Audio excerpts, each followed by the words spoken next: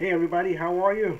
And welcome to Zennie62 live on YouTube. I'm a bit earlier than the 8:30 mark for those of you watching live. For those of you watching video on demand, well, I've started this a little bit earlier than the 8:30 time mark to calibrate the watch page properly.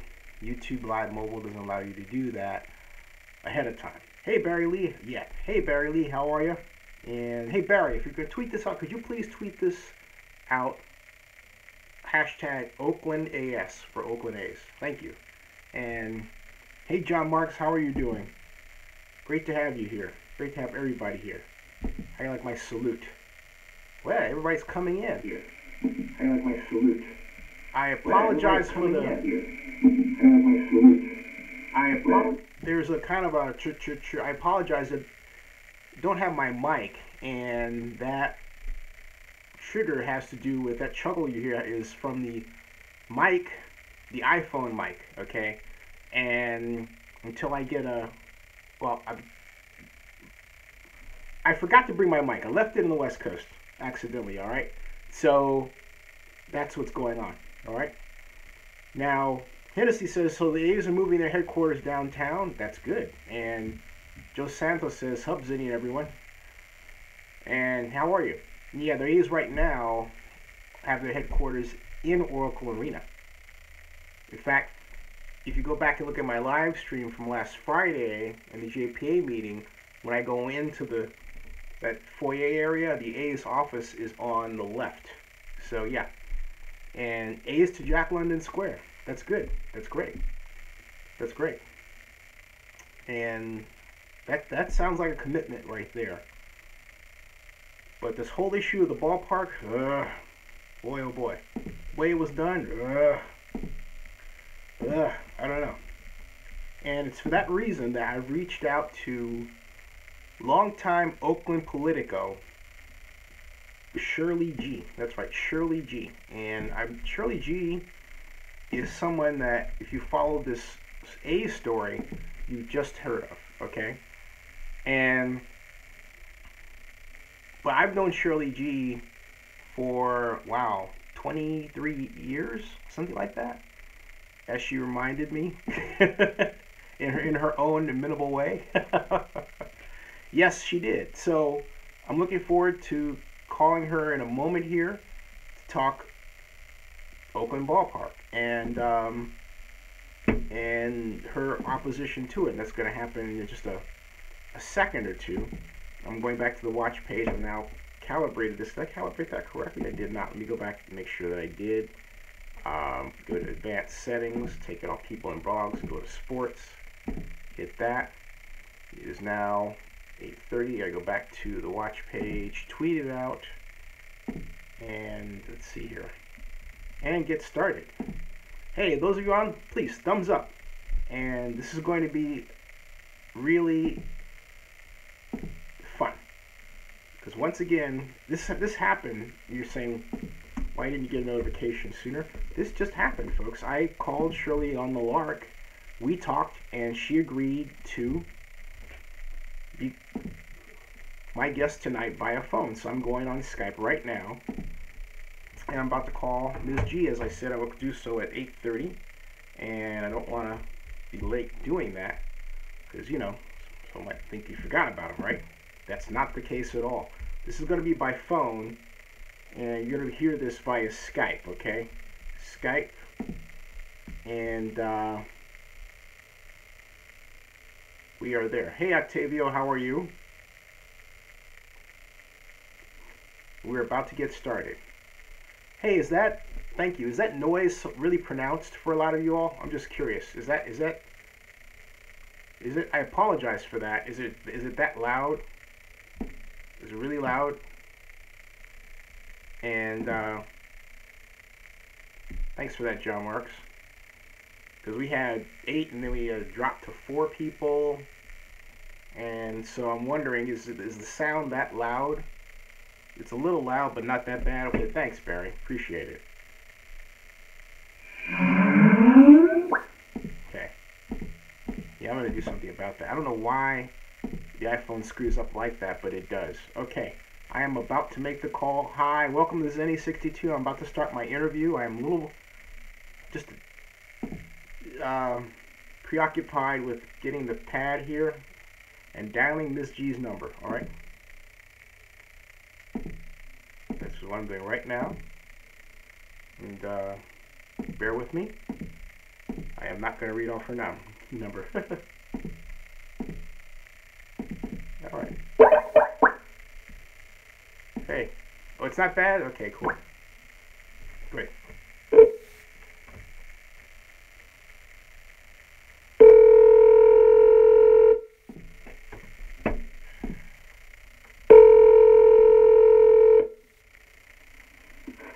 Good evening. Hey, Shirley, Zennie Abraham, how are you? Good. How are you doing? Excellent. I am well, and I got you, and we're live. We're on Zennie62 and live, and I'm excited to hear you talk to my viewers and listeners about this, for want of a better term, problem. All right, just be gentle, okay? Oh, hey, you're doing all the talking.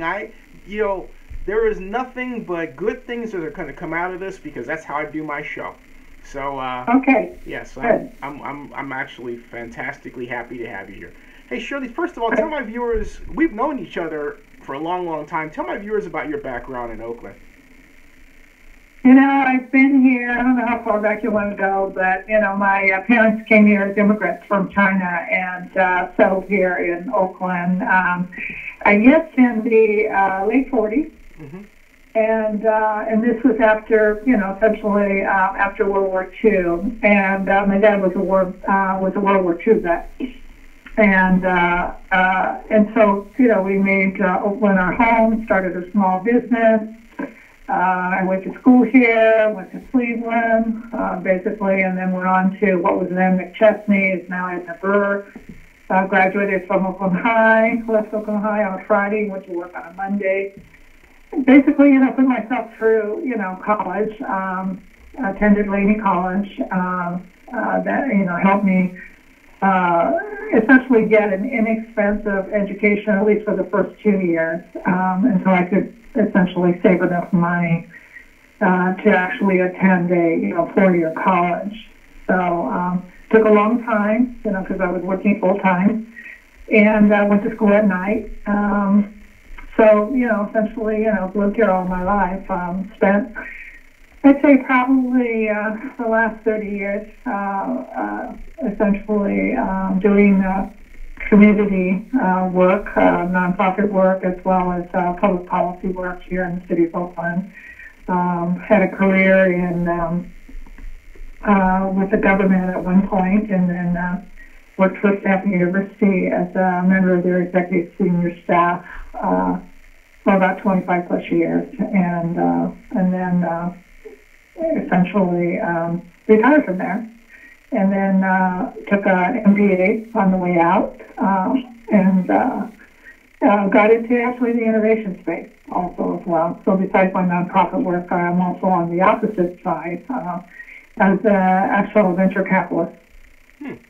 Wow. But a venture capitalist that works on projects that have social impact. So I believe in the triple bottom line, not just making money. Right. That's kind of a new tradition that started back with, I think it was International City Advisors. If I digress for a moment, that was a long time ago, something like that. Yeah, I remember that. Yeah, absolutely. Wow. Hey, so tell my viewers what, from your perspective, is going on with, I mean, the A's are proposing building a ballpark at Laney College. Dave Kaval is now the president. We've been through this before. Can you give my viewers some history behind the idea of a ballpark on the Laney College ball fields in Oakland? You know, I don't really have a precise history of that. You know, I've been otherwise, you know, engaged in other activities. So most of the public policy stuff that I've done has been really designed to make sure that communities have access to our political system and the resources thereof. So I spent most of my time in things like, redistricting, and making sure that communities that were not being, provided opportunity for access to the elected officials get access at the ballot box, through the ballot box. And so I wasn't really that aware of, some of the comings and goings of some of the sport franchises here in the city of Oakland. Mm-hmm.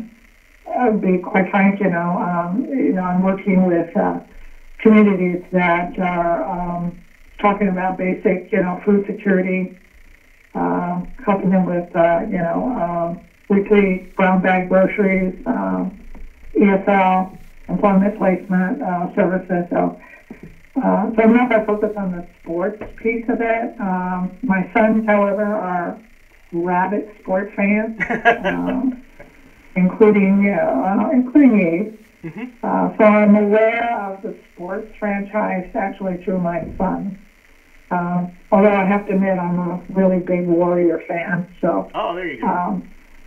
Yeah, but my sons have always been, very active in terms of supporting the Oakland sports franchises, from Raiders to Warriors to A's. Hey, how did you first come to hear about this iteration of the plan? How did it first come to your attention that ignited you to, get involved as you have done to date?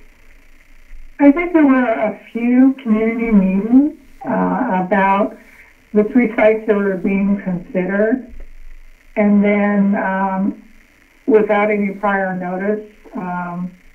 And there was some discussion about making sure the community had input before they actually selected a site. Mm-hmm. And so that was the expectation. There would be more community meetings. There would be more input, to discuss, impact, especially with regard to the different sites.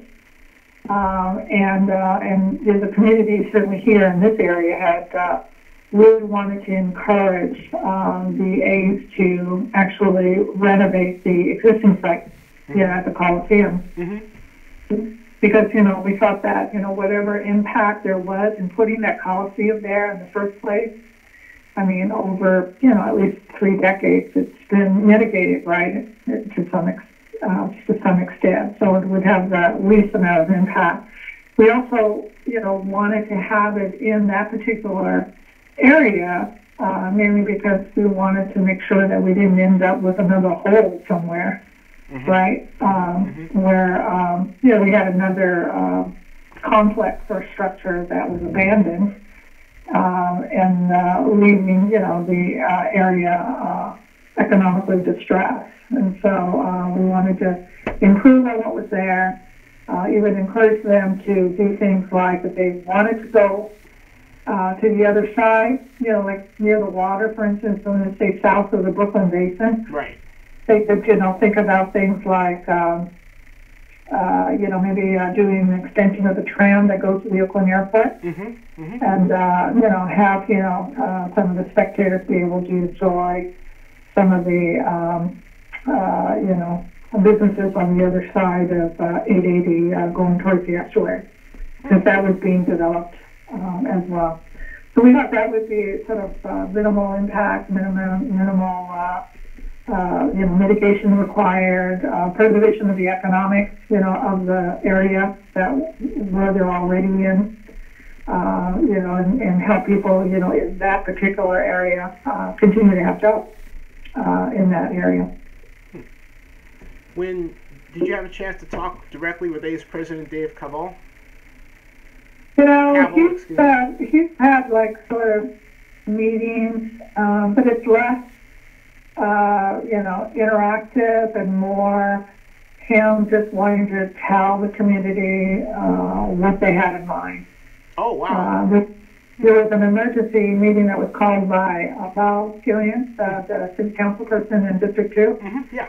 It was happened overnight. I mean, all of a sudden I get a call from the council's office saying there was an emergency meeting to meet with Kaval mm-hmm. In his office to have a discussion. And, so of course, and he wanted all the community leaders there.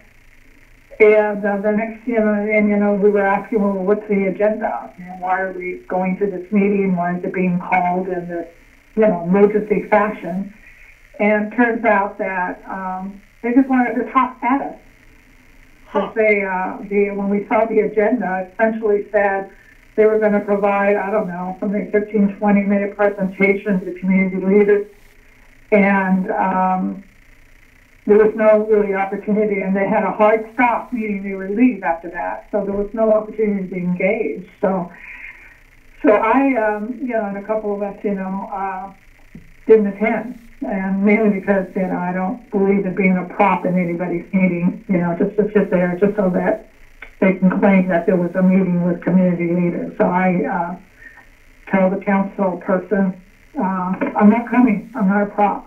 Mm-hmm. They want to have a meaningful conversation, we'll have a conversation, but this is not the way to hold the meeting with the community leaders about something as significant and impactful as what they're attempting to do.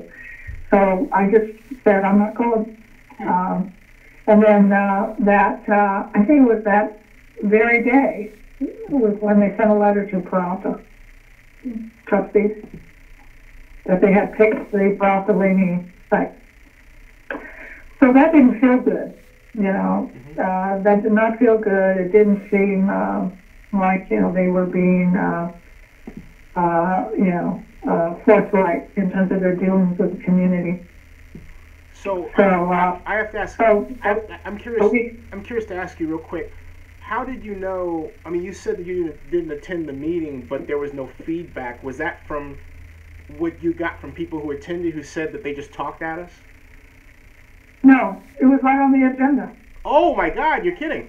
This was a presentation by the AIDS organization, and it would take, we looked at the agenda list at the time, and it was something like, I think 20 minutes of them talking at us, and then there was a paragraph in there, it was like in parentheses, it said hard stop. I think it was like, 5 minutes after their presentation, they had a hard stop to leave. Wow. So, what kind of interaction can you have in 5 minutes after a presentation? It was on the agenda. That's why we looked at the agenda and we said, this is not a, engaging conversation. This is just them, basically talking at us. So that's why, we decided, a few of us decided not to go. David Kakashiba was another person that decided not to attend too for the same reason. Huh. My gosh, that's something else. So when did anybody from the A's at all reach out and say, okay, hey, we want to circle back and see if you have any concerns at all? Anything like that? No, if you listen to all the dialogue and all the documentation, all the letters, everything, essentially it's basically a done deal. And basically in their mind it's a done deal. It's a matter of now mitigation. But, what the community is saying is, well, wait a minute. It's not a done deal. We didn't agree that this is the perfect site for your relocation. What do you mean you're just going to move on to mitigation, right? Right. The concern that we have is, because I come at it from both the business perspective and also from the community perspective. On one hand, we're always looking for opportunities, to generate, a stronger tax base, right? Because it helps finance services in the city. But on the other hand, we want to be mindful about, what we're doing and the impact it actually has on real people who live here day in and day out. And so we have to balance those things.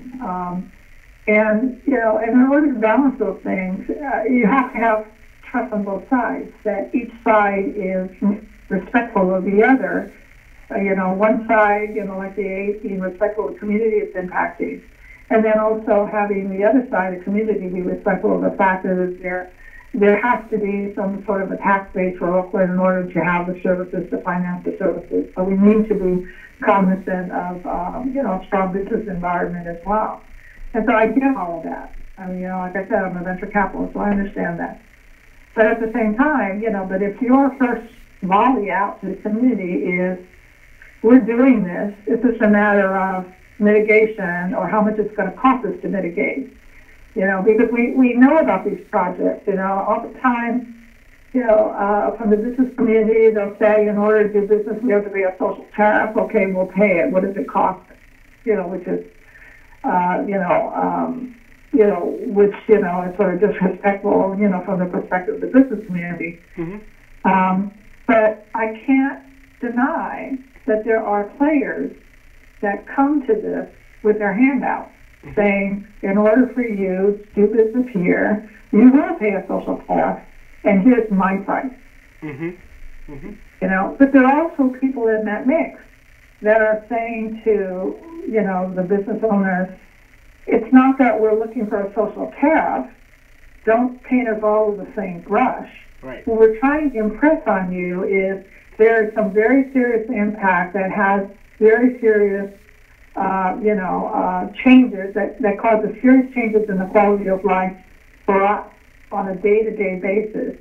And you need to hear what that is.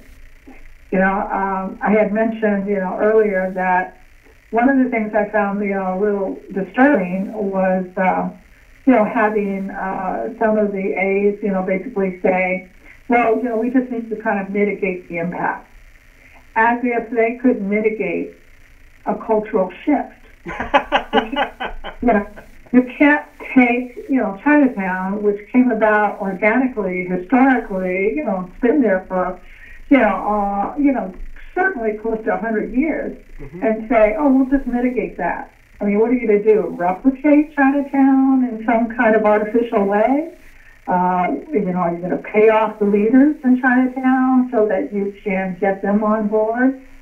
Or use them as props, quite frankly, use them as props, to imply that, for instance, in this case, that the Asian community is not objecting to this particular relocation. Mm-hmm. I mean, these are the kind of things that you don't want to do. You don't right. want to say, be so arrogant to say, oh yeah, I can just come in here and just mitigate and essentially replicate your entire culture, mm-hmm. right? Mm-hmm. That's one. And two, don't do this sort of, like window dressing, mm-hmm. where you take Asians that proclaim to represent the community, which I will state emphatically right now, they do not, mm-hmm.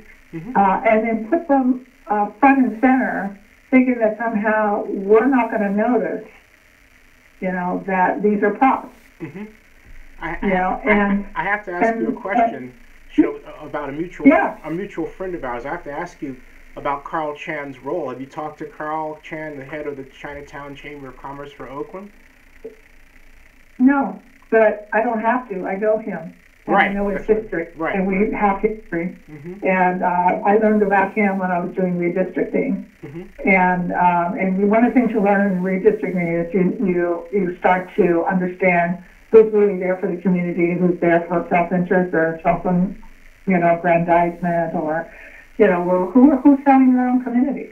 I mean, there's been a lot said about, sort of the gentrification that has been coming, across Broadway into Chinatown, displacing both housing as well as businesses, mm-hmm. In Chinatown. And Chinatown, for the most part, is starting to wane, because the affordable housing is disappearing, gentrification is taking place, and right. it's encroaching, into Chinatown. Mm-hmm. And, what I submit to your listeners is, your Chinatown, if Carl Chan is saying that this is something that we should do because it's going to improve tourism, it's going to improve business, it's going to improve the tax base and all this other stuff, then why hasn't it happened in Chinatown? Mm-hmm. Mm-hmm. It's a good question. Yeah. It's a very good question. I mean, if you're saying that all these wonderful things are going to happen, while Chinatown was under your watch, under the Oakland Chinatown Chamber, mm-hmm. then why don't we see any evidence of Chinatown thriving mm-hmm. Mm-hmm. and benefiting from tourism, benefiting from the tax base, benefiting from, all these things that you're saying is going to happen when the A's move into the Laney College location, right? Mm-hmm. Only on a larger scale. Mm-hmm. You weren't able to protect Chinatown from the gentrification coming in and destroying Chinatown and its, cultural integrity. Mm-hmm.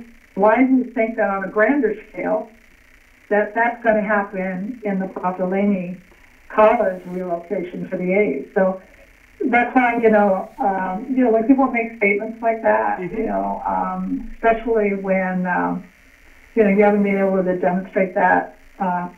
I have gone through Chinatown, and during, when I ran for city council, one of the things that I did was, because there was all these statements being made by, essentially Carl Chan and, the Oakland Chamber of Commerce, Chinatown Chamber of Commerce, I actually went to all the merchants, and I said, are you a member of the Oakland Chinatown Chamber? I did not find one person that was a member. Really? Not one? In fact, I challenge you to go get that list. Okay. Okay? Mm-hmm. And then take that list and go down the list and go and call those people and say, are you a paid member of the Oakland Chinatown Chamber? Huh. Because in order for you to represent, you either have to be an elected official, you ran for office, and, mobilize, a group of voters or whatever that you can then legitimately say you represent them, right? Mm-hmm. But if you have a list of quote-unquote merchants on your Oakland Chinatown Chamber list, but not one of them is a paid member, you just threw them on there just so that you can have a list. So let me get this straight. I want to make sure I'm hearing, and my viewers are hearing correctly, what you're saying. You're saying to me that your assertion is that the people that were brought forward to represent the, quote, Asian Business Community Chinatown Chamber, unquote, are not actually paying members of the Chinatown Chamber of Commerce. Well, it certainly was the case when I ran for city council, because I went around, I took that list, I got a hold of that list, and I went to everybody on that list, and I said, are you a paid member of this chamber? And the answer was no. And not only did they say no, they said, why would I let the chamber represent me? I'd rather represent myself. Wow. I would get a better deal. So, so people in the community know this. Maybe the public doesn't know this. Maybe the AIDS organization doesn't know this. Mm-hmm. But the people who are there know this. They know that that chamber doesn't represent anybody. And they know that the erosion of Chinatown, had to do with the gentrification that the Chinatown Chamber did not stop or attempt to stop, or attempt to preserve the culture of Chinatown. They kept saying, yes, let's do that, going along with the program, whoever was coming in, whoever was, paying the social tariff, mm-hmm. Essentially was able to, come into Chinatown and start eroding it to the point where a lot of the, businesses are boarded up. They can't do business in Chinatown. They've gotten up and left, or they've closed up shop. I see, a real degradation of the Chinatown, in terms of the number of merchants, in terms of the number of people that are still trying to do business there. Keep in mind, the charge of the Oakland Chinatown Chamber was to keep Chinatown vibrant. Right. That's it. So if you don't see any evidence of that, then you can't claim, to be a representative. And if you do claim to be a representative, you certainly aren't doing a very good job. Mm-hmm. And so that's why, when we hear people get up and say they represent, I always say, who do you represent? I never say I represent specific people. What I say is I represent the aspiration. Wow. And the reason I can say that is because I am of that community. Mm-hmm. I know what they're aspiring for. I'm an ED, I'm an executive director for the Vietnamese American Community Center. Mm-hmm. That's located right in East Oakland and Eastlake. I work with people. I work with people that are, struggling with food security. I work with people, we provide 4 hot lunch, 4 days a week we provide hot, nutritious lunches to seniors mm-hmm. and to community members who are trying to augment their food budget. We give away, brown bags with produce and groceries 3 days a week. We provide ESL so we can get people, assimilated in the language, in order for them to eventually start getting the job, and they can do, social navigation a little bit better. I work with these clients and I work with this community. I know what their aspirations are. I know what their struggles are. I know how much money they're making or not making. I know what issues they have, in terms of navigating, to get social services. So I'm right there on the grass level working. I raise, essentially, 600K a year for program service delivery for this particular vulnerable community. Wow. And the community we represent is Southeast Asians predominantly, which is the most vulnerable Asian community in the city of Oakland. Yes, ma'am. And that's about 75%. You know who the other 25% are? I don't. These are refugees and immigrants that have come, to the United States, settled here in the city of Oakland. And they include, communities that are the least represented. We're talking Congolese, Nigerians, Afghanis, Ethiopians, Sri Lanka, Yemenis. That's the other 25% we represent is Eastlake at our center. We do the same thing for them, assimilation and language. We do the same thing in terms of employment placement. We help them with health and wellness. We help them with information and assistance to get them to the right resources, refer them. And then we just took on, the rapid response program, which is essentially trying to, mitigate what essentially Trump has been doing. That's why, I said, in the press conference, I said, the refugee and immigrant community has been really under attack for the last 2 years. Right. Not just from D.C., but even locally.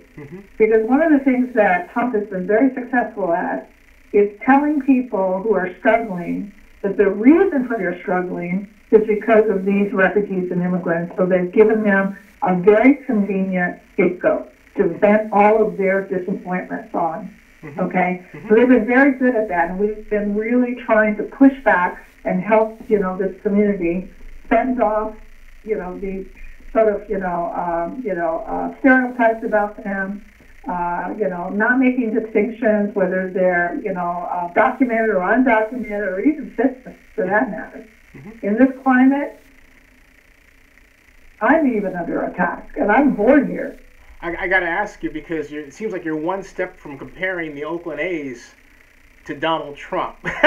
Am I reading that? You know what? I have to tell you that when you have an organization like the A's essentially attack, and I use the word attack, refugees and immigrants where they live by displacing them, taking away their low-income housing, gentrifying the area, impacting their, their essentially way of life, and they have very limited options. Yeah, you are attacking them, and you are aligning yourself with King Trump. Wow. Because he's already been attacking this community nonstop for the last 2 years. Wow. All we need is another entity coming into this area and now come into where they live and attack them where they live. I gotta ask you real quick. I'm very judicious about what I say. Oh yes, ma'am. And I said what I see. When you start taking away their housing, their ability to support themselves, to take away, their services or make it harder for them to get those services, when you make, seniors have to compete with, traffic so they don't become roadkill on the road, when you do that, it's not just impact, you're actually, destroying the fabric of the culture that's there, which is, immigrant, neighborhoods, refugee neighborhoods, they're very organic. You can't mitigate what you do to them. A couple of my viewers, actually, a number of viewers, they have one question. They have a bunch of questions. One of them is, John Marks wants to know, would you prefer Howard Terminal as a site as opposed to Laney College?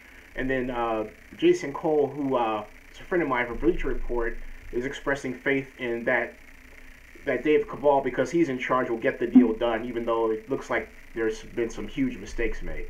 But what site do you favor? I think you said the Coliseum early on.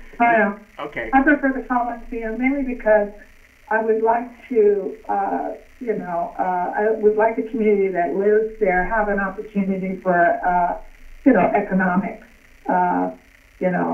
viability. Mm-hmm. And I think by improving that, site, you can do both. You can have the A's have a home, but you can also do enough, transportation back and forth across 880, mm-hmm. Because you have existing transportation already there, and there's already a hub there, BART's already there, the tram's already there. Mm-hmm. Brooklyn Basin is developing, along the estuary there. You could connect, the baseball, the baseball stadium to, the Brooklyn Basin, enterprise that's there.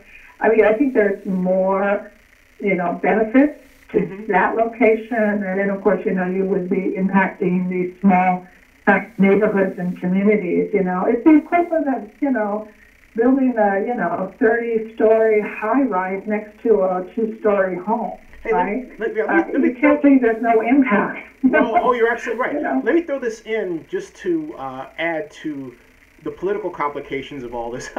There are a number of us, and I count myself as one of them, who favor the athletics off the Coliseum site going somewhere. Laney College I didn't think was a great idea from the start for the same political reasons you're outlining in very valuable detail, but the Raiders would have the 103 acres of control they so sought. And what's fascinating is that I was under the impression that Oakland Mayor Libby Schaaf was going to do just that a year and a half ago when she talked about using tax increment financing. And I told Libby, who's my god sister, I said, Libby, you cannot say you're going to use tax increment financing and then own the Coliseum. Give it to the NFL. And she goes, oh, that's right. And so I thought, okay, fine, job done there. And she never got off of it. I thought she said she wanted the stadium, the A stadium, at Howard Terminal. But you can't have that without providing, incentives. And she didn't do that. How's your relationship with Libby? Have you talked with her about this? No, but, I would warn her that, District 2 is a swing vote on a citywide election. Mm-hmm. And I expect her to be consistent with her, essentially her campaign rhetoric, about affordable housing, not displacing people, about gentrification. I mean, that was just sort of kind of the bullet points that she had in terms of running for mayor, right? Mm-hmm. So I'm going to hold her to that, and I would like her to take a stronger position, with regard to, this particular ACE relocation, because I don't hear, she's kind of being a little namby-pamby, she should just take her position and just take her political hits for it, whichever way it goes. And one message I would send to her is she shouldn't make the same mistake that Don Parada made, because he basically ran for mayor relying entirely on the business community, mm-hmm. and that never translated into votes. And, say that we're one, here. Say that one more. I want my viewers to hear that. Say that one more time, please. One more time. I would like her to learn the lesson of Don Parada, who was Okay. dependent on the business community to get elected as mayor. Mm-hmm. And one of the things you'll find out that, even if you can get, the business community to, finance your, re-election, that money does not translate necessarily into votes. It translates into glossy political material. Right. And maybe some campaign, ads, on TV, but it does not translate necessarily into votes. And what does translate into votes is your goodwill in the community. District 2 is in terms of, the Asian vote, and I know this, Zennie, you know this because I did redistricting, and the configuration in the district I drew. I remember. Along with the Latino community and the African American community. Mm-hmm. So I know these district lines very well. So I drew it intentionally to make sure that the Asian community was the plurality in District 2, And I ran for city council along with David Kakashiba, and we ended up splitting the Asian vote. Yep. But I know those numbers, and we can swing a district election on a close race, but we certainly, if we collect all of our votes in District 2, we can swing a citywide election too as well. Well, that begs So, I would I'm sorry. caution her, and I would just caution her that she should not make the same mistake that Don Parada made, that he just went straight to the business, community and got their support. It didn't translate, into actual votes.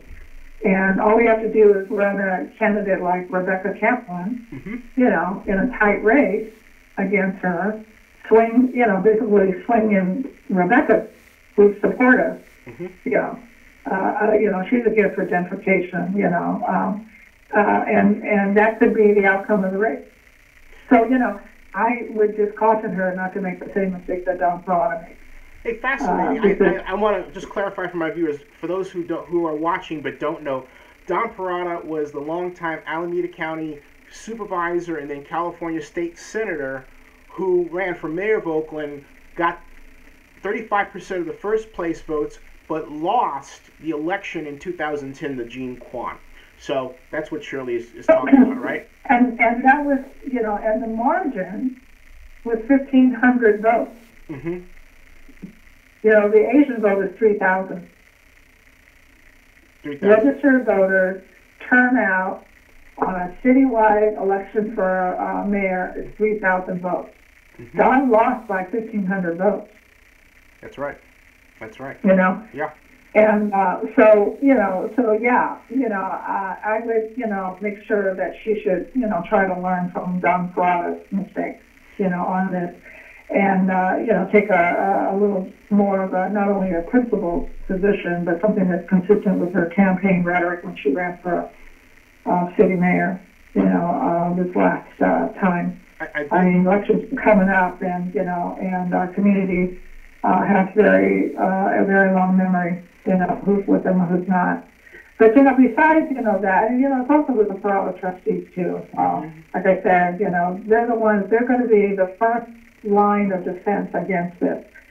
And if they give away the store at this point, then all we're going to do is be spending all of our time, basically, trying to mitigate a bad decision and trying to, sort of put lipstick on that pig. Yes. And we don't, this is not where, they want to be spending their time. I think they want to spend their time in education. The students are going to be upset. The faculty will be upset. The staff will be upset. There's not enough parking anyway already as it is. The impact on the students is very profound. Literally you're a stone's throw away from that location.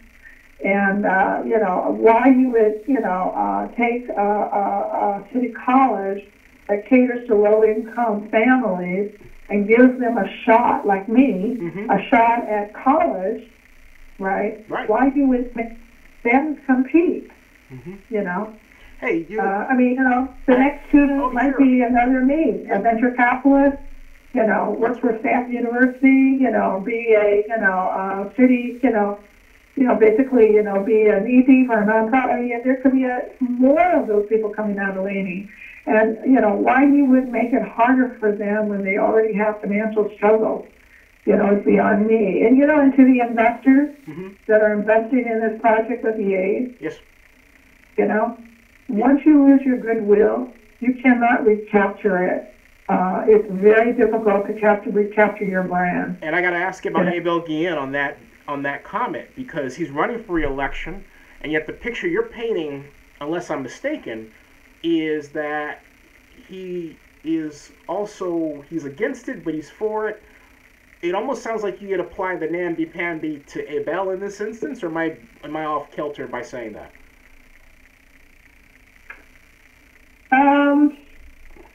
I like Abel. I love. Hey, he's my bud. He's a fellow Cal grad. But this is business. I gotta ask.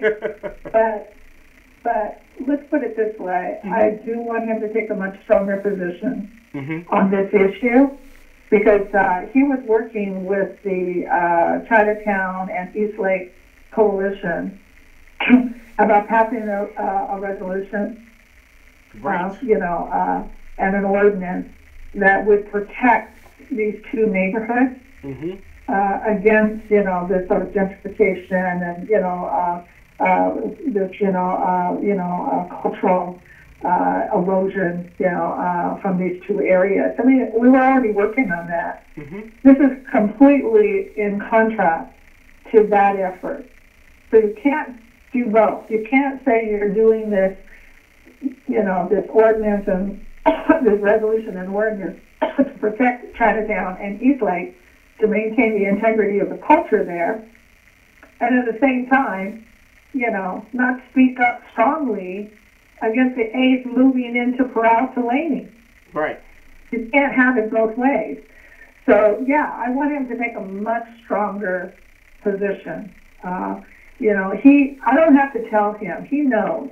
He knows what the swing vote here in District 2. He knows that I designed it that way so that he would be, so he would be responsive to the electorate, not to, all these other special interest groups, that he knew exactly who the voters were. And because we're the plurality and we're, and we do vote in blocks. I mean, the reason I ran for city council was to create a voter block, to make sure that it existed. To make sure there was an Asian voice, right? Of Asian voting voice. It's an Asian block. It's an Asian voting block. Yeah. Yeah. And I did the same thing. I did the same thing for the Latino community. When they came to me and they said, "Could you draw a district for us too?" I remember. So I helped them, create, district 5. Yeah. And then we took both of those, we took that map and we took it to the African Americans, the people like Paul Cobb and Gail, and said, what do you think of this particular, and then they helped us, kind of tweak it and said, we don't like this, we like this, we can do this, and stuff. So we actually went to city council, and was able to get 7 out of the 9 votes for that particular map that, that I created. And that was 1992, right? That was during that redistricting. During that redistricting, there were people in the business community, in the Asian community, and business community that fought me tooth and nail not to draw that map. Is that right? Yep. Why? Because they didn't want to. They wanted the freedom to continue to say they represent the community without being accountable to them. Wow. It's like, you can make statements like that because nobody's going to check you, right? But if you draw, if you draw the infrastructure based on the electoral map and the voting, block, then you can force people who are saying they vote, represent the community to answer to that, to say, well, which community? Since you've never run for office, which community are you talking about? But they fought me. I will tell you, they fought me tooth and nail. They would prefer that the Asian community be fragmented into 3 districts. That's the way it was before I put them all into 1 district. Shirley, they would prefer that. If I didn't know better, I would swear that you're at least thinking of running against Abel for the 2018 election for District 2, where the A's are considering building their ballpark. Am I off base? No, you're off base. I couldn't resist. Very specific, every time that I've worked on public policy issues, there have been very specific goals that I had in mind. When I did redistricting, I just wanted to empower the people at the ballot box so that people who propose to represent them be accountable to them. So that was an infrastructure, kind of issue when I did that. And then when I ran for city council, I wanted to build the voting block. When I served on the women's, the legal women voters, right. I specifically went in there because I wanted to change the charter so that we would have ranked voting, so that we could take people who had no political capital could actually run for office and actually have a chance of being elected, ranked voting. I lost the strong mayor issue because I didn't want the strong mayor thing because I knew that, that Jerry Brown would leave someday and we would be stuck with a strong mayor format. You see, I wanted, remember Shirley, I wanted it for Elihu. Yeah. Good? Yeah. No, I mean, I Hey, wanted to. those were the days, to right? Sit there. Hey, Shirley, those were the days, right? In those council meetings, and grind it out like all the other council members, right? Yeah, but you know what, though? So, If Strong Mayor had been done for Elihu, you got to give him credit. He would have sat there at the council meetings. He wouldn't have not come. no, I do. I give him credit because you know what? By listening to the people, you can actually figure out what's really bothering them, what's going on in their communities. Mm-hmm. But when you remove yourself, and so kind of, then you get a sanitized version of what's going on in the city, That's right. and you're so kind of out of touch. And, and structurally, I don't like it because it actually encourages corruption. And one of the reasons we went to the city manager in our history, one of the reasons we went to city manager format was because we were trying to completely untangle the corruption that was in Oakland, that was going on, in the procurement process. I just want to inform in terms of city contracts and stuff. I just want to inform some of my listeners. Surely my listeners range from 60 to 15, so I just wanted to inform them, and they're all over the country. I want to inform you what she's talking about is that prior to 1999, the city of Oakland had a council manager form of government, and the mayor was one of 5 votes. Now we have strong mayor. The mayor can hire and fire the police chief, the chief administrative officer, which used to be the city manager, and so on. In other words, the mayor has more power now. We tried to do it twice. Under Measure F, under Elihu, that failed. Measure X under Jerry Brown, we got it. That's what Shirley is talking about. Hey, Shirley, I have to ask you, John Marks wants to know, one of my constant listeners and viewers, he says, can Shirley run for mayor of Oakland against Libby Schaaf? That's his question to you. Do you want to run for Oakland against Libby Schaaf? Do I want to what? Run for Oakland mayor, against Libby Schaaf. Oh my goodness! If I didn't want to run for city council, I would. I know that. I had to ask that. I had to ask that out of courtesy. No, I am extremely, one of the things you learn in life, and I am at that point where I can actually reflect. One of the things that, you try to do is to set up infrastructure in a city so that the people are always in power, right? And that the elected officials always have to answer to the people. Mm-hmm. And so you do that through institutions and also through structure. And, because you're always sort of kind of getting this sort of tension between the different interest groups, and you have to always balance that.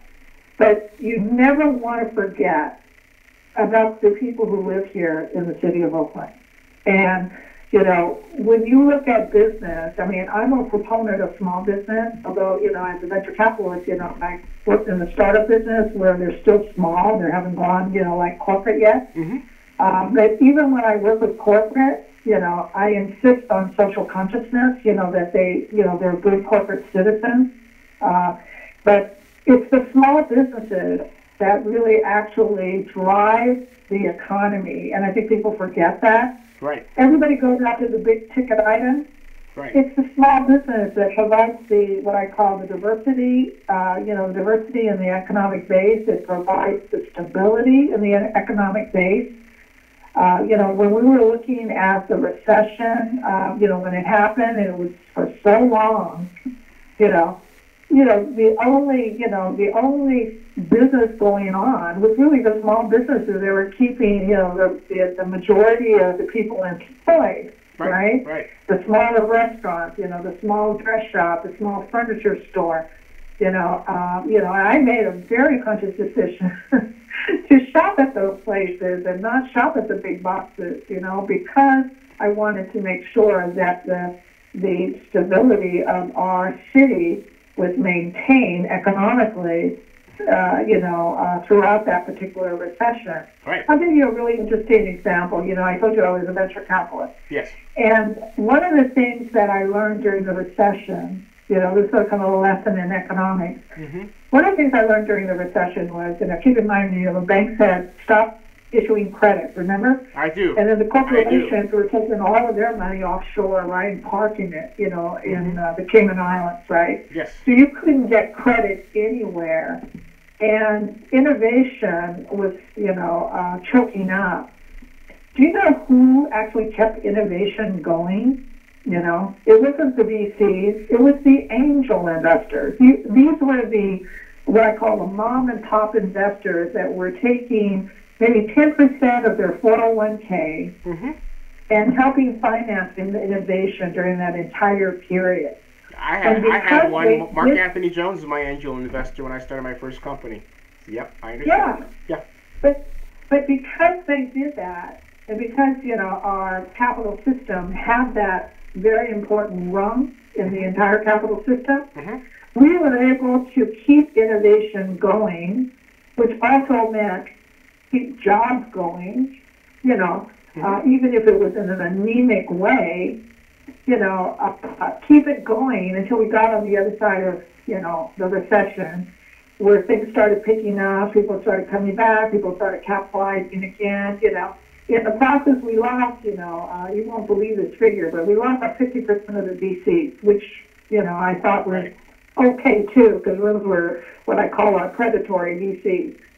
But it was the angels that kept everything sort of kind of going and rolling, and then when the recession ended, those companies that were financed, you know, at least, you know, I'd say, you know, maybe 20% of them, you know, were prepared to pick up, you know, employment and, you know, start hiring, you know, based on, you know, the innovation that was supported, you know, 3 years before. So, hey, I equate that same principle to small businesses versus big businesses.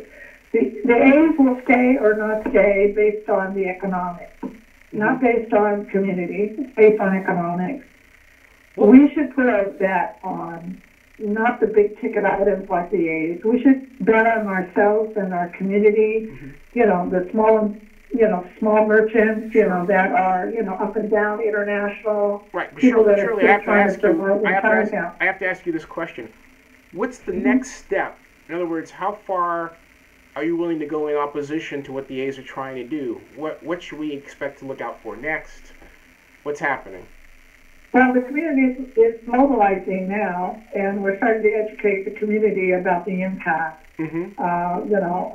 We're pushing back on the, you know, the sort of kind of what I call it, you know, the PR video that's out there that has those, you know, props in them. The one that Carl Chan was in? Huh? The one that Carl Chan was in? Yeah, you know, if you want to be specific, yeah. Sure. You know, the ones that are really, you know... Carl's going to be mad at you. Yeah, I mean, you know, you talk about, you know, fake news, fake facts, you know. I mean, you know, when you put somebody out like that doesn't represent anybody as far as I'm concerned, that's my own personal opinion, you know. And, you know, somebody that doesn't have a very good reputation among the community, you know, because we've gone head-to-head on issues like this before, you know, where he's taken the pro-business thing. But you know what? You have nothing on me when it comes to pro-business. You know, I know business. You know, and like I said, I'm a venture capitalist, so I know business. So nobody has anything on me in terms of business. You know, I help finance. You know, I help finance renewable energy. You know, startups. I have finance. You know, life science as well as medical devices. Those are my areas of specialty. You know, I've done public, you know, hearings. You know, to make sure that our startups, you know, have, you know, a fighting chance in succeeding, because I know that with their success comes more jobs. Right. You know, and you know, and this is usually, you know, at the early stage. You know, I like to see a whole bunch of startups. You know, mainly because when they're in their early stage, they haven't learned bad habits yet. You know, and they also are, you know, you know, when they're looking for angel investment, for instance, it's an opportunity for us to teach them right about social impact, about, you know, triple bottom line, about being responsible corporate citizens and stuff. And then, you know, and then they hire and then they bring diversity onto their board, you know, so that's the chance that we have. So I want more. I just want to say, hey, for those of you who just joined us, this is Oakland activist and venture capitalist Shirley G, who's in opposition to the A's current plan proposal to locate their proposed new ballpark on Laney College ball field grounds. Hey, Shirley, I've got to ask you as well, just to kind of wrap this up in a bow. You said mobilize. Are you going to? Is the mobilization effort such that it will occur in the form of more community meetings? Are you going to? Do you plan to file an injunction? In other words, how far can you make this stick? What do you? Well, the first battle is going to be, getting, the majority vote on the Bravo trustee, right? If you can't get the land, you can't go forward. Right. So, so the first sort of battle is going to be at the trustee level. And some of those trustees are coming up for election. And so we're going to make it extremely uncomfortable for them to vote otherwise. The coalition is growing. I mean, the coalition that was at the press conference, I mean, that was, as a result of 3 days of planning, 4 days of planning maybe, they just jumped right out of the ground. I mean, Laney's on board, the students are on board, all of the nonprofit organizations from Chinatown to Eastlake are on board. How many people are we talking some of the nonprofits are still working their, working their own boards in their own communities, so that they can take a position one way or the other. So that takes time. Shirley, how many people are we talking about, Shirley? Is that give me a number, because you list a number of groups, and my mind is going click, click, click, click, click. How many people are we talking about that are being mobilized to oppose to this right now? I think, right now, I think we have counting, maybe 25. Okay. And each of those organizations are doing petition drives, in the community, in the district.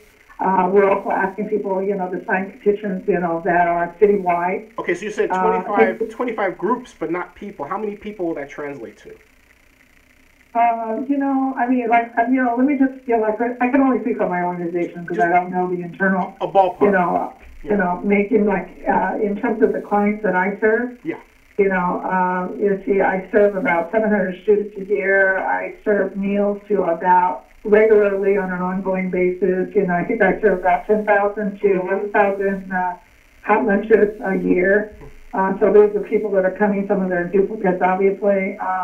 I do health and wellness, and for every clinic that I run, I get 800 people show up, for services. So. Sure. These are people that live here that are getting these services. So, so if I do a petition drive, for them, then basically I'm just asking them to sign a petition and stuff. So, I would say minimally, I would expect 1,000 people, to sign our petition that are right here in the district, and then it's a matter of, it's going to come down to, what kind of resources we have, to deploy citywide.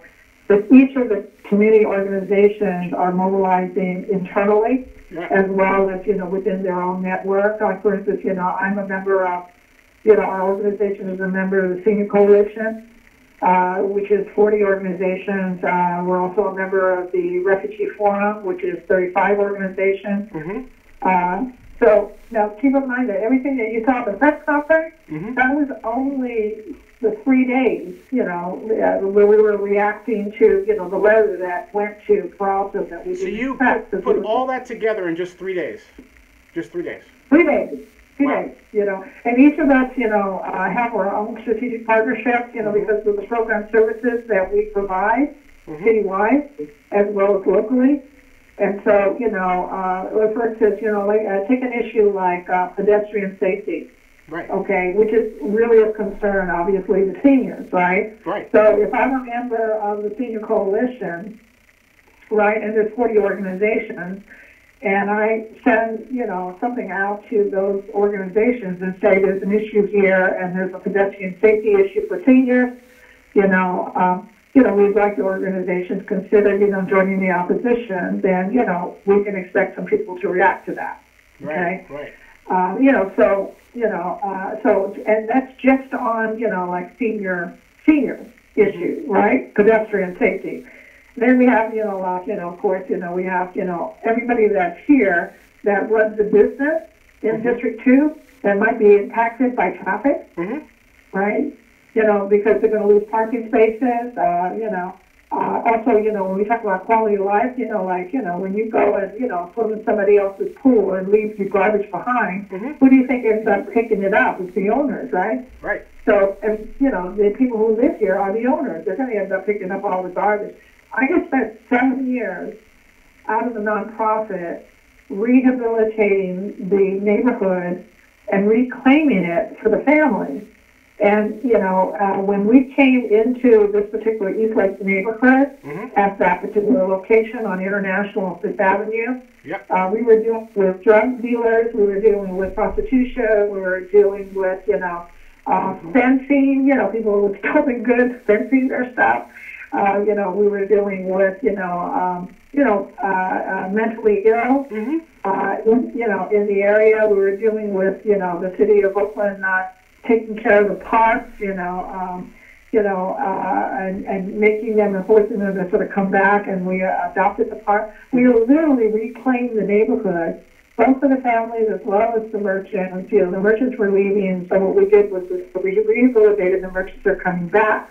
Having done all of that for 7 years, and working, every weekend to clean up the park and everything with our volunteers. Yes, ma'am. Do you think we want to have people bring in their garbage and leave it behind so that we can pick that up when they're gone? No, I don't think so. We work too hard to reclaim our neighborhood. Yes, ma'am. I'm going to, in the interest of time, say I want to have you back. This has been an extremely valuable hour. And Shirley, thank you so very, very much. You're very welcome. For taking the time. Thank you for helping us get the word out. Oh, and, short notice, I think, the location of where they end up, it's going to come down to some economics and stuff. But I'm sort of trying to help the A's understand that the economics of coming here is really not going to be worthwhile. Well, for the it's not record, going to be worthwhile to their investors. Right. It's not going to be worthwhile. For the record, it still will. It translates into lost revenue. Right. For the record, as I close, I'm not against the A's per se, and as I tell my viewers this, I'm really strong about this. I'm against the way Dave Kaval handled this, and I'm being very pointed in my criticism. I talked to him on April 4th. He had ample opportunity to call me, a former economic advisor, as you know, at L.U. Harris, to ask for at least advice or, whatever, even hire me, right? He didn't do anything like that. If somebody says that's self-serving, I don't care. But the bottom line is, because, hey, look, if I'm going to offer expertise, that's where I want to be. But I'm not approaching this conversation from that perspective. I'm only being honest in where I'm coming from, because I believe, that's it.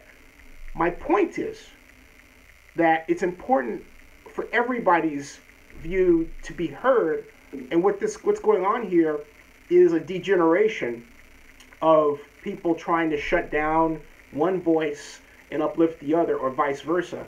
And in a complex planning issue like this, which is what this is, it's very important not only to hear all sides, but to have the ones speak the loudest who've been involved the longest, and that's you. You've been involved in that neighborhood for a long, long time.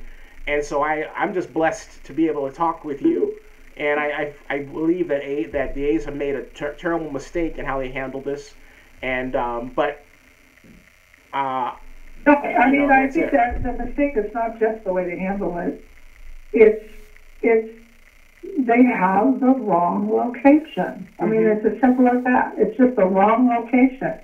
I mean, why do you want to, this is a matter of corporate consciousness. Why would you want to do that to students? Why do you want to do that to people who are low income and already struggling on a day-to-day basis, There are some, sort of kind of, social morals that, we would like to see, our teams adopt. So one is that it's not just a matter of, I could do their financial, monetary crunching. I bet you I can make an argument financially as to why investors should buy that project. It's, you've got some huge risk. When you do something like this in a community, it gets around. And, it hurts your brand.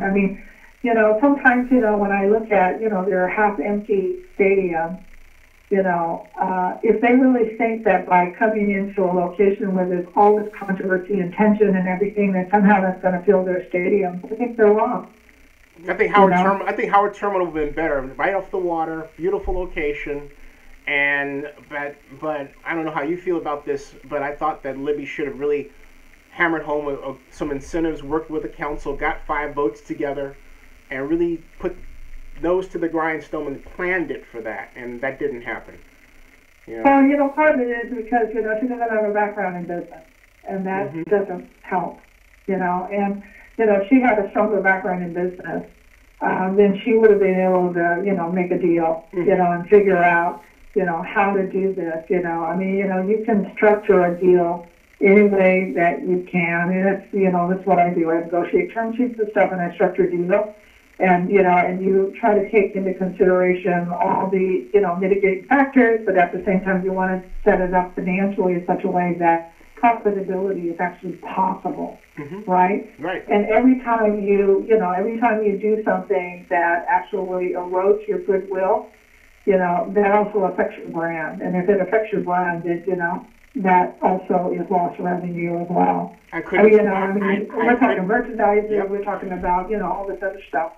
And, and even if low-income people don't have as strong as a voice because you don't think they have the economic, power to offset your economic, strength.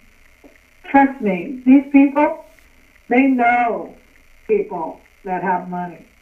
That's true. That's true. I will tell you that grandma that's living in Eastlake, she's got daughters and sons, that are very successful, that are doctors. Hey, Shirley, right? but on that note, I'm going to have to move on to the next segment because I don't want to disappoint my viewers with what's coming next. We're going to have you back on again. You can bet. Okay, yeah, we'll talk again. Zennie, send me an email, and I'm sure you have this audio. Yes, ma'am. So send me an email, will you? Absolutely. And do you have my email? If you send it to me, I'm at Zennie, Z-E-N-N-I-E, at Z-E-N-N-I-E62. Wait a minute. Zennie Z-E-N, with two N's. Yes, ma'am. 2 N's, Z-E-N-N-I-E, at ZENNIE62.com. That's my email. .com. Yeah, Zennie at Zennie62.com. Or if you just go to Zennie62.com, you can email me through there as well. Yeah. Okay, well, good talking to you. Hey, great talking to you. Fantastic information. And thank you. And thank your listeners for their kind attention. Oh, absolutely. And thank you for your service to Oakland. Okay, no problem. All right, talk to you later. Okay, bye-bye. All right, see ya. See ya.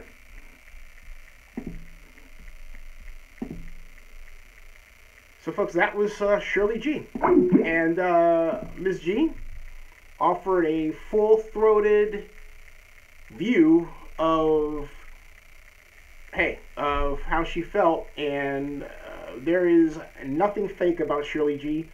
I have known Shirley for, since 1993. Let's see, 93, 2003, 2013, this is 2017, so that's 24 years?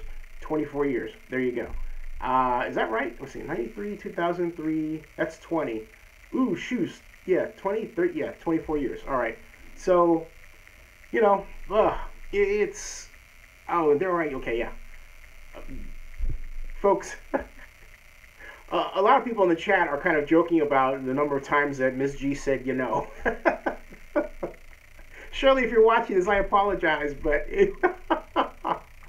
I mean, it means that people were actually listening to every single word, and the style of delivery aside, it's quite obvious that you have a group of strong-minded, strong-willed people who've been heavily involved in the Eastlake area of Oakland, like Shirley, who have combined to form a rather formidable opposition, potentially formidable opposition, I should more appropriately say, to what the A's are doing. But what I find shocking is the confirmation of what I believe, just looking from a distance, and that is that the A's sort of are trying to ram this down the community's throat, like, hey, this is what we're going to do. Okay? That's it. Now, James McClendon says, I can't believe we're here going through this when the Athletics are wanting to build their own privately funded park with no money, public money. Come on now. But James McClendon, first of all, where are you from? Write down in the chat. This is the chat. For those of you watching this video on demand, James McClendon is writing in the chat that you can't see. Where are you from, Mr. McClendon? Because that will frame a lot of what I'm about to respond. And it's not, if you know Oakland, okay, Oakland. But James, if you're from Oakland, then you know, if you really know Oakland, if you're from Oakland and you know Oakland, all right, then you know about the area of Laney College. And if you've been here as long as I have or Shirley has, you're aware of how politically sensitive that area is. So you can't just, if you really are from Oakland, say, oh, you know, they are going to spend private money and no one should complain, all right? So Mr. McClendon was born and raised in Oakland. So, James, you know what I'm talking about. I mean, you have to ask the question as much as I do. Why would the A's pick an area where, look, no one's just going to fall down and say, oh, it's the A's, okay? And do it. We don't live in that kind of society today. You understand what I'm saying, eh? You understand what I'm saying? If you want that kind of buy-in, you go in early and say, hey, folks, we want to work with you to build here. What are your concerns? And then you argue about it. And it's clear to me that from Shirley's comment, that didn't happen. Now, here's a caveat. Shirley did not attend the meeting. And I understand that she understood the meeting as if it were no feedback. But when I talked to Boss about the meetings he's attended, that's different. Now, those were A's fans. And there was some exchange there. Because I know Boss has told me about conversations he's directly had with Dave Kaval. But if a community meeting is called as Shirley said it was by Oakland Councilmember A. Belgian, and there was no feedback in there, then I see what you're saying. But the problem is that Shirley did not attend that meeting. Okay? So if you're going to criticize a meeting, I love Shirley, but I got to say this. If you're going to criticize a meeting, it's a good idea to go to the meeting so you can give a full account of what happened that may have occurred different than what your biases told you was going to happen. David Awad says, is it possible, I'm reading from the comments here, is it possible that the A's are sabotaging their chance of a stadium in Oakland so they can relocate? And David, I've said that before, and I believe that possibility is still out there. I really do. Now, I understand the A's are moving their headquarters to Jack London Square. But why pick this? It really does beg the question. Are you trying to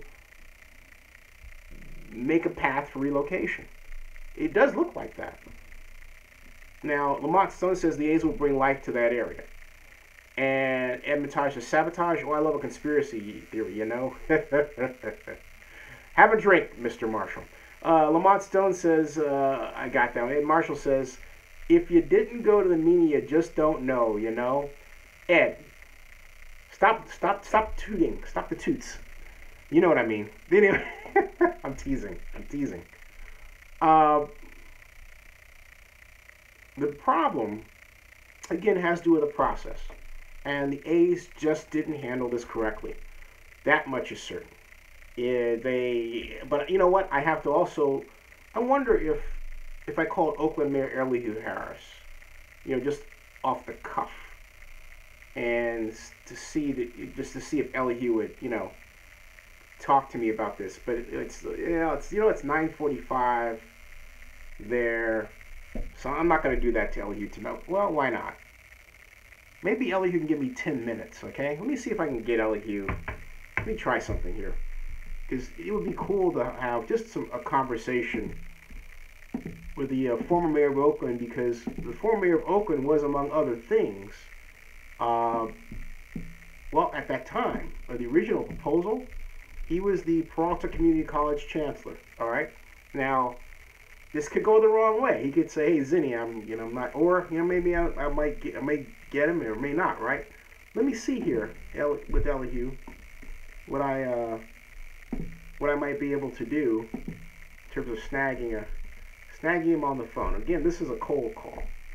If I make it, I may not make it, but this is a cold call. And let me see something here, folks. I'm going to check. Hold on, folks. I'm just going to check something real quick. I did call him once before via Skype. So I got the number here installed. Bear with me for a moment while I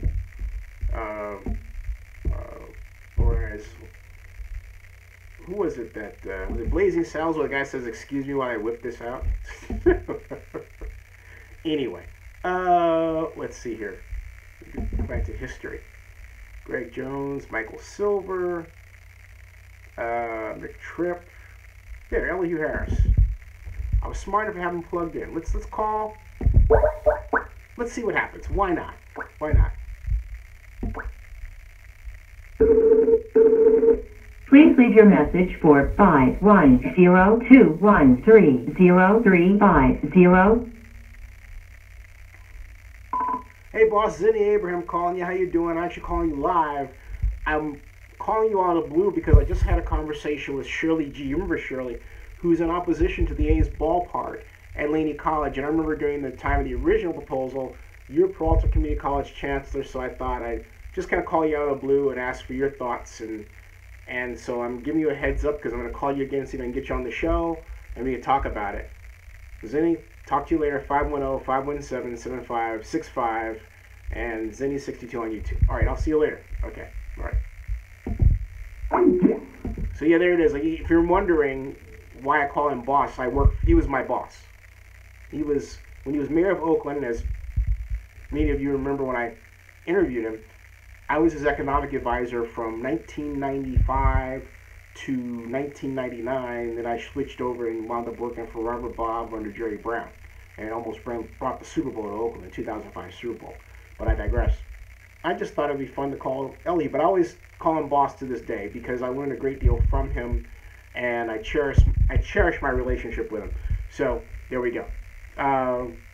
So anyway, actually, let's see here.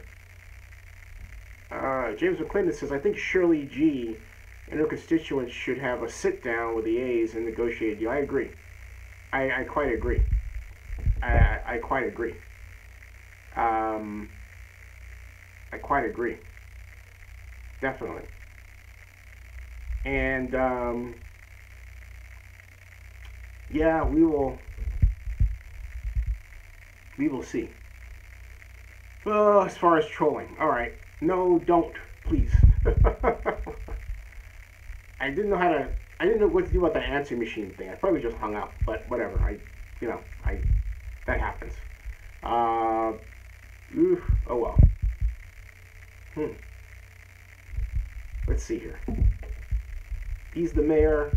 He's used to getting invited by the media to come on and make comments. All right. What are your thoughts about my conversation with Shirley G?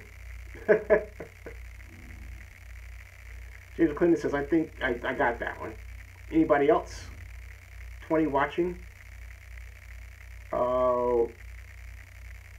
And, wow. Anyone else? No? Or did the screen just freeze? No, the screen did not freeze. Ah, here we go. Ed Marshall asks, why would poor college kids be competing against the A's? Basically, the ball fields there are for the use of the students, the poor college kids. The question is, how do you replace? This is something that has been dealt with before. Those ball fields for the kids, if you're going to put a ball field for a professional team there. Now my thought is, why not just let them use the facility? You know? Why not kind of UNLV it? You know what I mean? In other words, make a deal where Laney College sports comes out the better for this. They get to play. I mean, how cool would that be? They get to play at the A's stadium. After all, it is their property. Or, if things work out, was. But why not? How much would that elevate the Laney College baseball program? You know? I mean, how much would that do that? I mean, football is another story. Where do you put football? Well, you'd have to find another place for it. Or you could say, well, they can play football, just, reshape the field a bit, which is something else to consider. Both programs would be enriched by that, I think. Yeah, it's something that as Lamont Stone agrees with me. You know, Lamont also says that Shirley G is not on point to him, and Ed Marshall says, see no downside to Laney College kids play there. There you go. And Lamont Stone says football could play there too. Yeah, like football is played at AT&T Park where the San Francisco Giants play. I mean, how many times have we seen, what was it, the Diamond, the Emerald Bowl, right? The Emerald Bowl, yes. The Emerald Bowl is played at AT&T Park, right? There you go. Remember when the XFL was in full bloom? The XFL, if I'm not mistaken, had a team that played at AT&T Park, San Francisco team, right? I think Jim Skipper was the coach. Am I wrong? No, I'm not wrong. So it's doable. You can play football at a baseball facility. Ed Marshall says football fields and baseball seem to be a thing in Oakland. Why ruin it now? Barry Lee asks, overall, what is your impression of her stance? It's like everything else that comes with Shirley G. It's principle. And it's principle, okay? And so I have always sparred with Shirley in the past about, this issue or that, like strong there, and with respect to Elihu. And I don't recall her being for. But at any rate, even though we haven't been on the same side of the issue all the time, I've always more than loved and respected where she was coming from. It never, ever occurred to me that she had anything but, well, when I say a pure intent, I mean intent for the community. You can want something for the community that also benefits your business, and that's still pure. That's fine.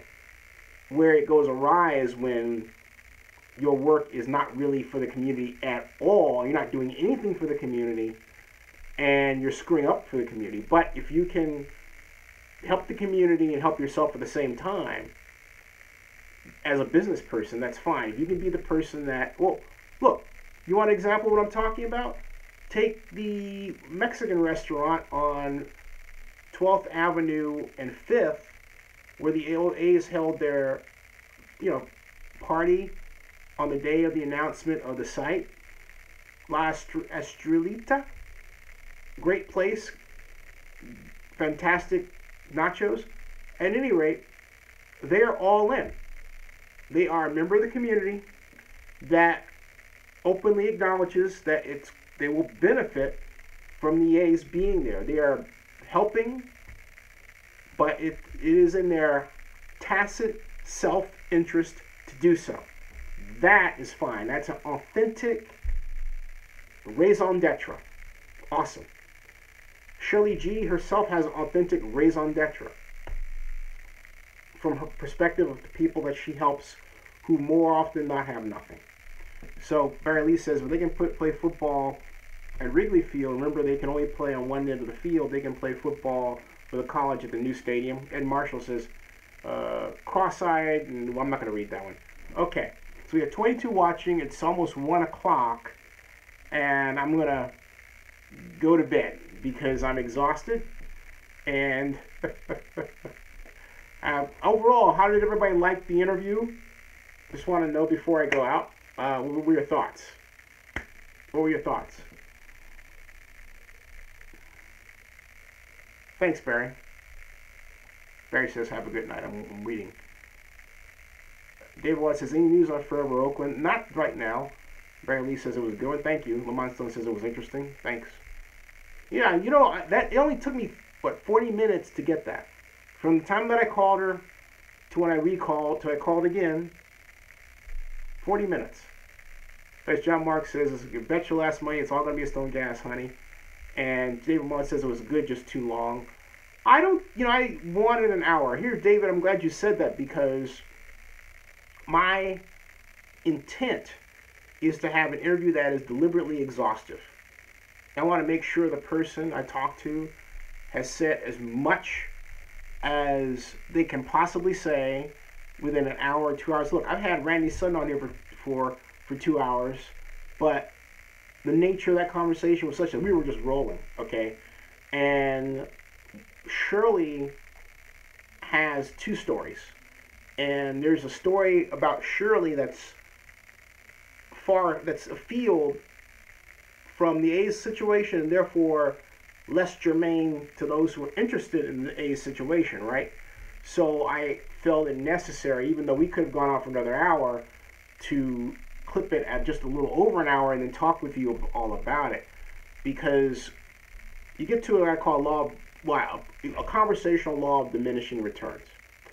And that there's only so much you can get over X period of time. If you talk with a person, let me put it in an entirely other way because that didn't make sense. If you're interviewing someone and they start to repeat the same idea too much, and you have a feel for that, and then they stop talking about that idea and they talk about something that's entirely off that, that's when it's time to bring them back and then close, and then work on closing. Okay? And that's what I was getting with, that's the point I was getting to with Shirley. There are a number of sub-subjects we could have talked about, like redevelopment.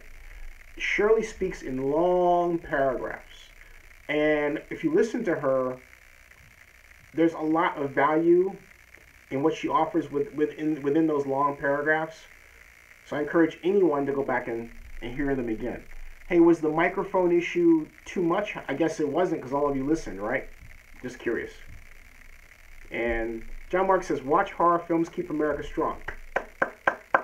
James McClendon says, informative. Thank you, Mr. McClendon. That means a lot to me. Thank you. Thank you. Thank you. And Pedro says, where did Shirley G want the A's to build a stadium? Where? She doesn't want it there. She wants it someplace other than there. Now, ideally the Coliseum, but as I explained to her, that's not going to happen. Pedro says, I thought moving was good news for the Raiders. Feel bad if Oakland suffers financially. Pedro, I'm not convinced they're moving. In fact, I'm going to talk about that tomorrow night because there's this idea that it's a done deal when it's not. And I'm talking about the Vegas move, all right? So, good night, everybody. Good night, John Marks. Good night, everybody. Thank you all for tuning in. Thank you, Barry Lee, for retweeting and tweeting. And this has been fantastic. If you just joined us, I'm shutting this down right now. I'll be back tomorrow, Thursday. We had Shirley G on. Go back and replay it. Oh, by the way, the sound. How was the sound? Okay, you were able to understand Shirley? Someone let me know? Yeah? Yeah? Anyone? Before I go? Hello? Hello? Anyone? How was the sound, folks? It was enough to understand Shirley, right? You know? You got it? Okay, heard? Okay, got it. Cool. All right, just making sure. I'm going to try to score a microphone. All right. Thank you. Thank you. Awesome. All right, cool. Thank you, Corey. Thank you. All right, everybody. Good night. Hey, thanks, Mr. McClendon. Thank you. Yes, I know. I'll see you guys later. See you Thursday.